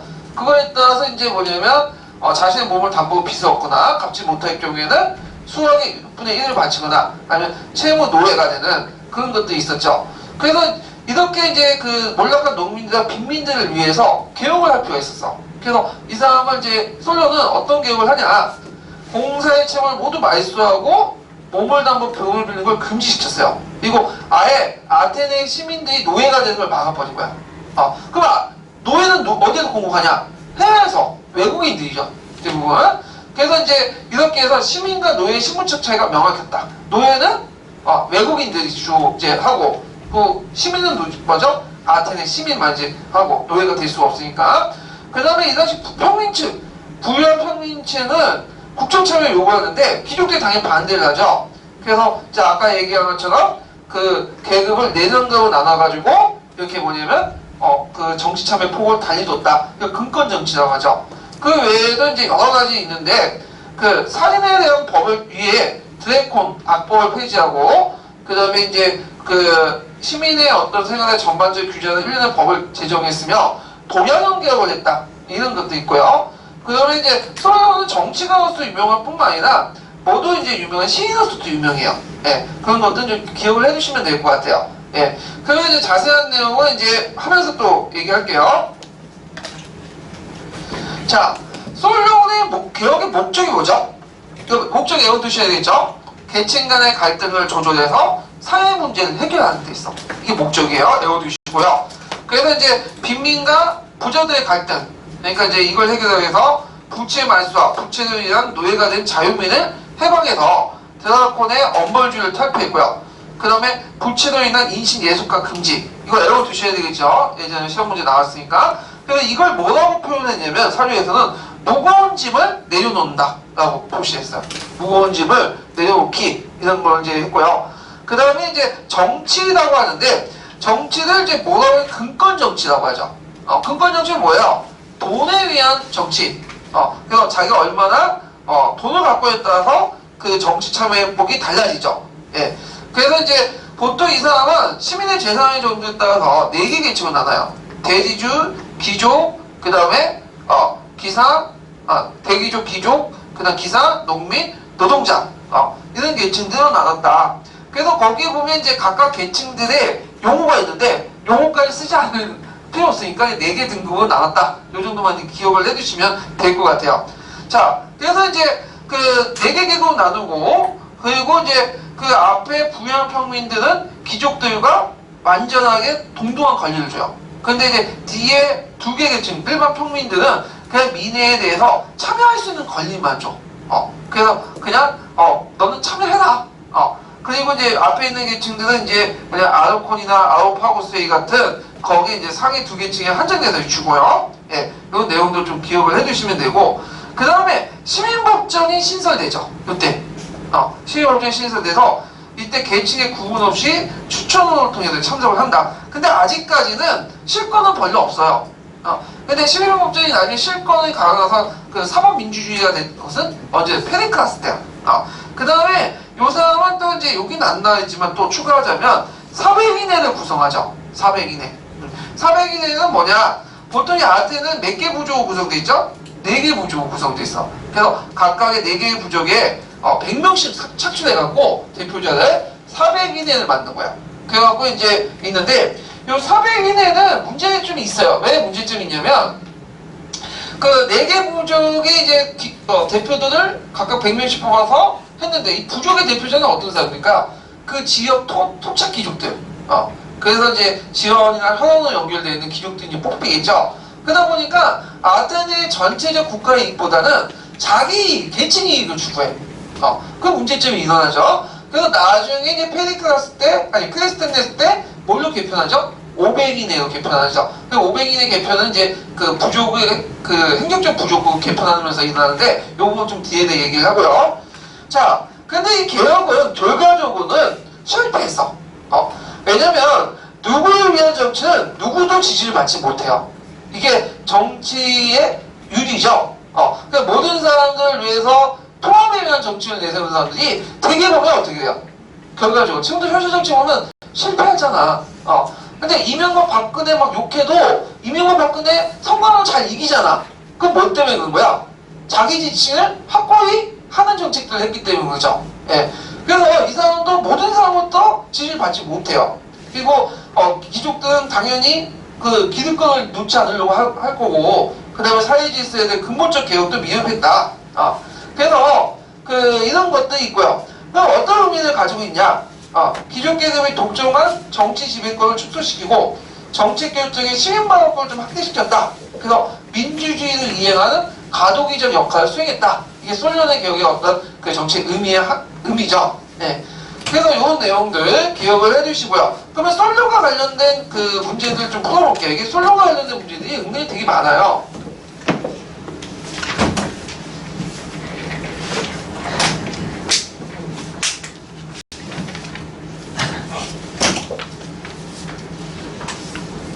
자, 몇 페이지 피시는요?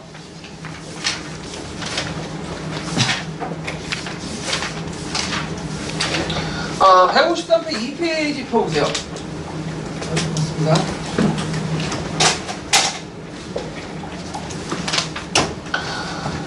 자, 거기 보면 이제 아테네 민주정치의 발전 과정을 군 전술의 발전 과정과 상관관계를 갖고 있다.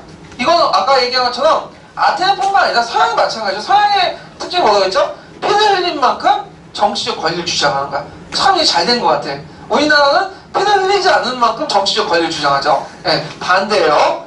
자, 그래서 보기 A와 같은 정치개혁이 나타나는 데 영향을 준 군 전술의 변화 과정을 보기 B에서 바르게 표시한 것은, 자, 민회의 권한 강화, 국고회원 수당제, 공직추천제 1년 임기제, 시민권 제한법. 이건 누가 했죠? 페리클라스죠. 페리클라스. 자, 페리클라스 때는 이런 개혁을 했던 것은 그 앞에 무슨 전쟁이 있었어요? 페르시아 전쟁이 있었죠? 페르시아 전쟁 때 빈민들이 많은 피를 흘렸기 때문에 그들에 대해서 뭘 주는 거야? 권리를 줘야 되겠죠? 그러면 이때 이제 이들이 이제 활동했던 건 뭐냐면 3단 노선이야. 왜냐면 이제 빈민들은 뭐 무게를 구입할 수 있는 뭐 여력이 없으니까 주로 몸을 때였겠죠. 주로 노군으로. 그래서 이 3단 노선에 의한 해군력 강화. 3단 노선이 뭐냐? 3단 노선은 뭐냐면 그 배를 질 때 노를 질 때 노를 질 때 3단으로 져요. 그러니까 예전에 노는 주로 이제 1단이었는데 이게 2단, 3단 이렇게 해가지고 있거든요. 뒤에 이제 표가 있는 그 그림이 있는데 보통 페르시아 해군들은 노군이 1단이야. 한 층만 있는데 얘는 3층이 있어. 그럼 기동력이 어떻게 될까요? 빠르죠. 근데 이제 그 당시에는 싸움을 어떻게 했냐면 보통 이제 지중해 같은 게 잔잔하기 때문에 주로 이제 기동력을 발휘하려면 범선보다는 돛대 올려가지고 이제 하는 것보다는 뭐죠? 노를 짓는 거죠. 네. 노를 져서 빨리 노를 져가지고 옆에 그 배를 축 팔아가죠. 그냥 부닥쳐. 그래서 배가 이제 반파되면 거기에 이제 홀랑을 들타서 거기에 이제 수군들이 건너와가지고 백병전하는 거야. 그러니까 노를 빨리 져가지고 상대방에 강한 충격을 주는 게 승전의 중요한 요소인데 이런 3단 노법을 통해서 하는데 이 3단 그 노선은 이제 전제 요건이 뭐죠? 많은 노군이 필요하다는 거죠. 네. 그래서 요거는 전수해보면은 처음에 중간보고 중장보병에 밀집되면서 3단 노선을 위한 해군력 강화 이렇게 나오면 되겠죠. 그럼 문제의 영역을 좀 바꿔서 만약에 그 위에서 솔련의 개혁이 쭉 나와 있고 그리고 이 솔련의 개혁이 나오고 요걸 써라. 그러면 어디에 갈까요? 소수의 기병준수의 전선에서 뭘로 나오겠다? 중장보병으로 넘어갔다. 요걸 쓰시면 되겠죠? 예. 자, 그 다음에 3번을 볼게요. 보기와 같은 역사적 사실 포괄적인 의미하는 것은 자 중장보병대의 등장, 설련의 개혁, 니키닌 수법, 호르테이시 수법 요거는 당연히 평민의 세력 성장이죠. 답 1번이죠. 예. 자, 그 다음에 이제 솔련에 넘어가세요. 자, 솔련의 개혁 내용이 아닌 것은 이렇게 있거든요. 자, 뭐 채무의 금지, 기존의 채무 일소, 재산 소유의 등급에 따라 정치 참여 구분. 자, 귀족과 평민들의 법률상 동등한 권한을 부여한 것은 이건 그리스 내용이 아니라 로마 호르테시아 수법과 관련된 내용이죠. 자, 그 다음에 5번을 보면요. 고대 그리스에 대해서 이제 다음 사를 읽고 물음에 답하시오. 자, 그는 정치의 영권을 장악하자 대중을 현재뿐만 아니라 미래에도 자유롭게 하였다. 사람들이 무거운 짐을 내어준다는 의미에서 이 무거운 짐 내어주기는 아까 얘기한 것처럼 뭐죠? 기존의 부채 탕감이나 부채를 노예를 금지하는 것을 금지시키고 그리고 임신전담을 금지시키는 그 내용들이죠. 자, 요 다음에 이제 우리의 정치제도는 민주정치라 합니다. 그 이유는 권력이 소수의 수중에 있지 않고 전체 시민에 있기 때문에 쭉 있는데 자, 이건 페리클라스가 그다음 펠로폰네스 전쟁 때 전몰자들을 이제 그 장례식 때 했던 연설이에요. 요 나와 관련된 연설이 교과서라든지 그 다음에 기출 많이 나와. 왜냐면 이게 뭐냐면 그리스 아테네 정치제도를 잘 나타내는 연설 중에 하나거든요. 예. 자, 그럼 문제를 이제 풀어보면요. 가는 기원전 6세기 때 조종자로 불린 아테네 민주주의 기반을 닦은 인문에 관한 소수이다. 그가 시행한 개혁 중에 1위 의미한 거. 1위 사람들의 무거운 짐 내어주는 것은 뭘까요? 이거는 기존의 부채 탕감 및 부채를 위한 노예 금지 이렇게 쓰면 되고요. 그 다음에 좀 뒤에 얘기했지만 나라에 관련된 문제를 한번 풀어볼게요. 나는 페리클라스죠. 자, 2번 어떤 사람은 국가에 봉사하는 능력을 갖추고 있는 한 그가 가난하다고 해서 정치적으로 무시되지 않아야 된다. 자, 이건 실제 정치 참여의 길을 열어주는 시행이다. 그 조치를 쓰시오. 이게 뭘까요? 일단은 예전에는 민회나 그 다음에 공직 취임할 때 무보수였어. 그러니까 가난한 사람들이 거기에 참여할 수 있을까 없을까요? 없죠. 정치에. 그래서 이제 크리스텐네스의 개혁의 한계가 뭐냐면 민주정치에 대한 제도적 기반을 마련해줬어. 근데 뭐예요? 실질 참여 못하지. 왜? 경제 기반을 마련해주지 못하니까. 근데 이 사람은 경제 기반까지 마련해줬죠. 뭘 했죠? 민회나 그 다음 공직 취임 시 수당제를 실시했죠. 그 내용을 쓰시면 돼요. 자, 그 다음에 3번은 에도 불구하고 451년에 아테네 시민권법을 시행한 시민권 자격을 제한했다. 이 법을 구정한 시민권 자격을 10자 내로 쓰시오 이렇게 했는데 자, 우리들은 정치생활이 자유롭고 개방적인 것과 마찬가지로 서로 연관되어 있는 우리들 사이의 일상생활도 역시 자유롭게 개방적입니다. 자, 그럼에도 불구하고 시민권법을 왜 제정했냐? 이 시민권법은 앞에 문제 푼 것처럼 나왔고 요번에도 나왔고 되게 중요한 건데 자, 이걸 왜 제정을 했냐면 아테네가 이제 그 아까 얘기한 것처럼 이제 뭐냐면 민의 참여나 공지침 시에 수당을 주다만 돈을 준단 말이야. 물론 이 돈이라는 것은 이제 아테네의 해상무역 발달을 통해서 부자들이 얻은 것도 시사한 것도 있고, 그 다음에 델로스 동맹 기금을 또 뺏어가지고 유용한 것도 있지만, 아무리 그래도 한계가 있겠죠. 네, 돈이 그냥 무장적으로 나오는 건 아니니까. 그러면 시민들의 수를 어떻게 돼요? 줄여야 되겠죠. 줄여갖고 정치 참여의 폭을, 그러니까 정치 참여하는 사람 줄여야지만 줄일 거 아니야. 그래서 이제 뭐냐면 시민권법을 만든 거야. 이 시민권법의 내용을 이제 보면요, 일단 동호 양쪽이 시민권을 소유한 자에만 한정되는 거야. 그래서 앞에 이제 크레스텐네스 때 이제 데모스에 등록한 사람들에 한정돼가지고 목에든 북에든 해야지만 시민권을 얻을 수 있다. 이렇게 이제 얘기를 제안을 한 거죠. 그래서 이 법을 페리클라스가 물론 페리클라스가 했다고 해도 페리클라스가 제일 반대했던 사람이야. 왜 그러냐면 자기 그 부인이 외국인이거든요. 근데 당연히 이 법에 의하면 자기 자신은 어떻게 되는 거야? 외국인으로 분류되는 거야. 그래서 이 시민권이 이렇게 제한을 두면서 종전에 자기가 아테네라고 생각했던 사람도 다 뭐가 되는 거야? 외국인이 되는 거야. 그래서 아테네는 외국인 비중이 높은 게 그런 이유예요. 그러니까 외국인이라는 게 지금 우리가 생각하는 이제 동남아시아나 뭐 미국인 이런 생각이 아니라 같은 아테네인이고 같은 문화나 언어도 오랫동안 살아도 그 선조 때가 조금이라도 외국인 피가 섞이면 어떻게 되는 거야? 이 사람은 아테네인이 아닌 거야. 이런 식으로 이제 딱 규정을 했죠. 이거는 아테네가 해상제국 발전에도 로마처럼 강대 영토로 획정할 수 없는 그 한계가 남았죠. 로마 같은 경우에는 시민권을 물론 완전 개방은 아니었지만 차등적 개방을 해갖고 외부에 필요한 인력이나 물자들을 어떻게 해요? 흡수했죠. 그래서 세계 대제국을 발전할 수 있는 원동력을 만드는 데 반해서 그리스 아테네 같은 경우에는 시민권을 제한함으로써 단순히 도시국가에만 한정되어 있던 거예요. 예, 그런 것들이 이제 아테네와 로마가 차이점이다. 이렇게 이제 보시면 될 것 같아요. 그래서 그 시민권법의 내용도 기억을 해두시고요. 왜 시민권법을 제정했는가에 대한 배경도 아셔야 되겠죠. 배경성은 어떻게 했어야 되겠죠? 아까 수당제나 그래서 재정 낭비를 줄이기 위해서 시민의 수를 줄였다. 뭐 이렇게 쓰시면 되겠죠. 자, 그래서 그 내용들 파악을 해두시면 될 것 같고요. 그 다음에 뒤에 넘어가서 6번을 볼게요. 6번. 자, 다음은 기원전 그 594년에 아테네에서 일어났던 개혁에 관한 내용을 담고 있다. 자, 가히 이른가 나의 정치 형태를 쓰고 이 개혁의 목적을 쓰시오. 이렇게 했는데, 자, 그는 재산평가에 따라서 모든 사람을 전에 나눠져 있던 대로 4등급. 여기에서 이제 펜타코시오메디, 시페이스, 제오기타이, 테테스 이렇게 있는데 이 4개 계급은 다 알고 계시는 것도 좋겠지만 할 필요는 없어요. 펜타코시오메디는 뭐예요? 부유한 계층이고, 그 다음에 귀족들이죠. 시페이스는 기사들, 그 다음 제오기타이는 뭐 평민들. 테테스만 좀 외워두세요. 테테스. 이건 빈곤한 사람이죠. 네. 그래서 요번에 시험 문제 나온 게 테테스죠. 테테스의 정치 참여를 어떻게 할 것인가. 그래서 그것만 좀 기억을 해주시면 될 것 같고요. 그 다음에 이제 그는 각 등급의 각자 재산 액수에 따라 관리직을 할당했다. 이렇게 있는데, 자, 이 사람은 이제 근권 정치와 관련된 거죠. 뭐죠? 솔론이죠. 솔론의 정치 형식은 근권 정치, 재산평가 정치고, 개혁의 목적성은 뭘까요? 계층의 갈등을 조절해서 사회 문제를 해결한다.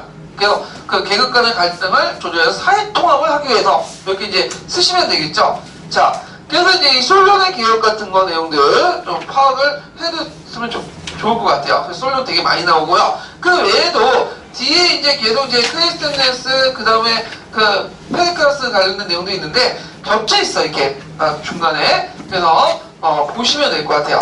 자, 그 다음에 이제 두 번째 정치가가 누구냐? 참주 정치죠. 참주 정치의 대표적인 사람은 페이시스타토스예요. 페이시스타토스. 요 사람은 단독 문제로 나오진 않았는데 예전에 객관식 기출 때 그 뭐냐면 오답으로 많이 나왔어요. 그래서 언젠가는 한 번 나올 수 있는 정치다. 이렇게 이제 보면 되죠. 이 참주라는 것은 어떤 사람이냐면 독재자야. 독재자. 그래서 앞에 이제 그 솔로는 많은 모든 사람들 만족시킨 정치를 하려 했는데 그게 안 됐죠. 근데 이 페이시스타토스는 모든 사람들을 만족시키는 것보다는 한 계층을 만족시키는 정책을 해요. 주로 누구냐? 빈민들, 일반 농민들. 그래서 일반 농민들과 빈민들을 이제 뭐냐면 적극적으로 이제 뭐냐면 지지를 끌려고 이 사람은 이제 어떤 정책을 하냐면 일단은 솔런처럼 뭐 입법화 가져가고 제도권 정치하면 절대 개혁할 수 없어. 뭐 개혁하려면 기득권층이 어떻게 해요? 반발하겠죠? 그래서 이 사람 무력을 동원해가지고 입법이나 행정절차 다 무시해버려. 그리고 귀족들과 그 다음 부유한 평민들 가지고 있는 땅들을 다 몰수를 한 거야. 그래서 그들은 누구한테 그죠? 일반 빈민들, 소농민들에게 나눠줘. 그래서 중소농민층을 육성을 했다. 그래서 토지를 분배함으로써 시민 공동체 의식을 강화시키려고 했죠. 이거는 뭐와 비슷하면 스파르타하고 비슷해. 스파르타도 마찬가지로 뺏은 땅들을 누가 혼자 갖지 않고 뭐죠? 같이 나눠줘. 시민단들이 다 나눠가죠. 그래서 우리가 이제 스파르타는 시민의 구성이라는 걸 딱 명확히 인식해, 유대감을 강화시키잖아요. 그래서 이 페이시스타토스는 상당히 인기가 많았어. 왜냐면 1%를 두들겨 패가지고 99%를 나눠주니까.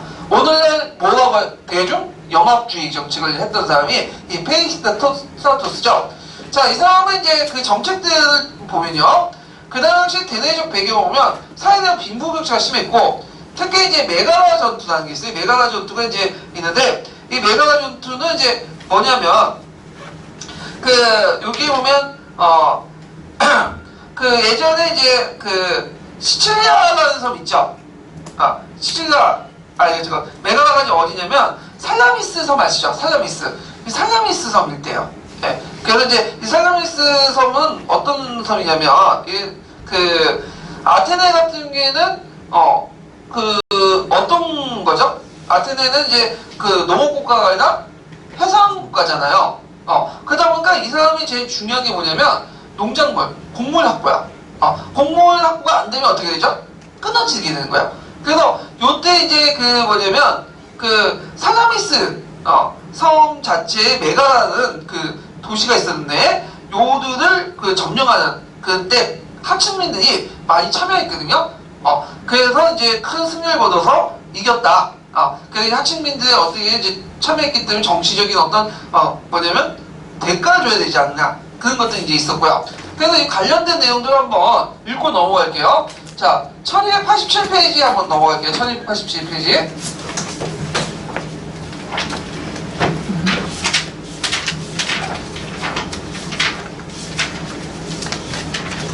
1287페이지, 몇 페이지 보시냐면요. 몇 번 보냐면,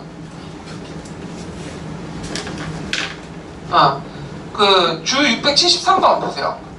제가 잘못 설명해요. 메가라가 이제 살라미스 섬을 획득할 때 메가라는 도시의 국가가 싸웠다는 거예요. 그러니까 살라미스 안에 메가라가 있는 게 아니라.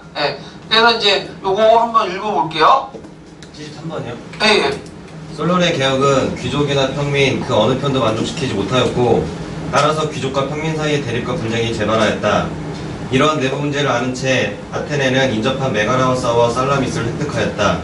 이 전쟁은 아테네로서는 최초의 대외 전쟁으로서 최하층민을 포함한 시민 전체가 참가했다는 사실에 큰 뜻이 있었다. 이 전쟁의 군사 지도자였던 페이시스트라토스는 기원전 561년에 빈노층을 포함한 평민의 지지를 바탕으로 정권을 장악하여 참주가 되었다.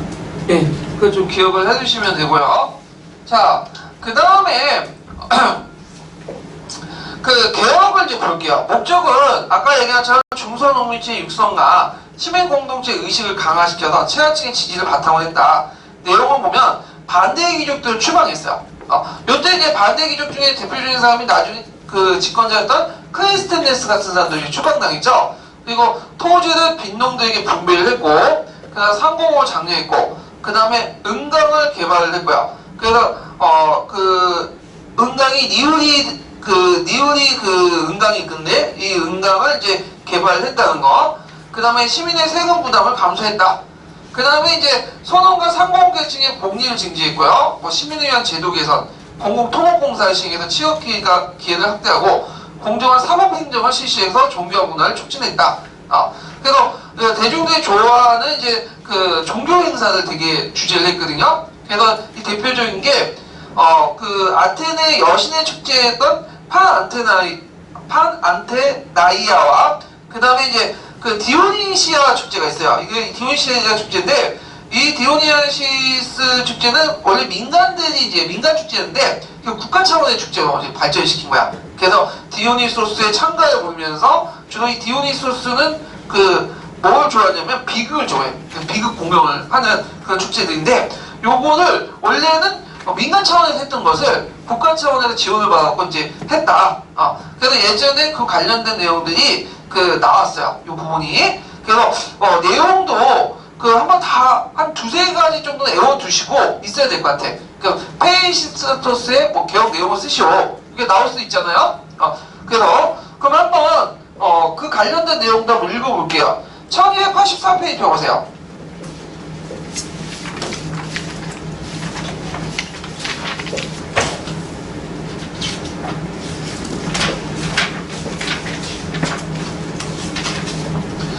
자, 1284페이지에 보면 몇 페이지에 보면 1284페이지에 여기 적어놨는데 네, 657번 한번 보세요. 네, 읽어볼게요. 페이시스트라토스 시대에는 또한 재정과 문학이 번창했다. 그는 아테네 여신에게 바치는 연례 제전인 한 아테나이아의 명예를 높이기 위해 4년마다 아테나이아 대제전을 열어 체육 경기를 벌이고 호메로스의 쇠사시를 낭송하는 음유 시인들에게 상을 내렸다. 기원전 534년 디오니소스 신앙이 국가의 후원을 받게 된 이후에는 해마다 열리는 디오니소스 축제에서 디오니소스 창가를 부르거나 비극 공연을 하는 데 대해서도 상이 주어졌다. 아나크레온과 같은 시인들은 페이시스트라토스와 그 아들들의 궁정에서 함께 살았다. 페이시스트라토스는 또한 신탁을 장려하고 유명한 예언자 오노마크리토스를 후원했다. 예. 자, 그 다음에 이제 이 사람의 성격은 폭정이나 계몽주의 측면이 강했고요. 그 다음에 참 정치는 아테네만 있었던 게 아니라 전 그리스적인 어떤 성격을 가지고 있었다. 모든 포리스들이 이제 이런 형태로 이제 독재를 하는 사람들이 많았다는 거죠. 그리고 이제 아까 얘기한 것처럼 아테네가 제일 중요한 게 식량 공급이죠. 곡물 확보죠. 그래서 이제 흑해 같은 거 이제 곡물 확보를 통해서 원정도 나갔고요. 자, 그 의미를 보면 귀족 지배가 동요하는 가운데 불만 세력이 비합법적인 무효를 통해서 정권을 장악했고, 그 다음에 이것도 소련의 정치와 마찬가지로 귀족 정치에서 민주 정치로 넘어가는 가덕의 형상이었고, 아까 얘기한 것처럼 전 그리스적인 형상이다. 아테네만 있었던 게 아니죠. 근데 이제 이 사람이 이제 죽고 나서 정치 잘했으니까 불만이 없겠죠. 근데 그 아들이 증명했어요. 이 아들이 시피아스라고 이제 하는데 이 사람은 자기 아버지만큼 정치 못했어. 그래서 시민들에게 이제 쫓겨나고요. 그 다음에 이제 등장했던 정치가가 이제 이사라고스와 크레스텐네스죠. 이 크레스텐네스가 만명했더니 들어오게 되는데, 자, 그래서 이제 이사라고스하고 이제 크레스텐네스가 이제 충돌하게 되는데, 이 사람은 이제 뭘 이제 주장하냐면 종전의 귀족 정치를 부활시키려고 해. 근데 크레스텐네스는 이 사람도 귀족 가문 출신이거든요. 그럼에도 불구하고 뭘 주장하냐면 민주 정치를 주장해. 결국에는 이제 이사라고스가 이제 뭐냐면 민중의 반대로 쫓겨나고 누가 이제 정권을 장악하냐면 크레스텐네스가 정권을 장악하죠. 예. 그래서 크레스텐네스 477페이지 보죠. 요거 좀 쉬었다가 할게요. 예.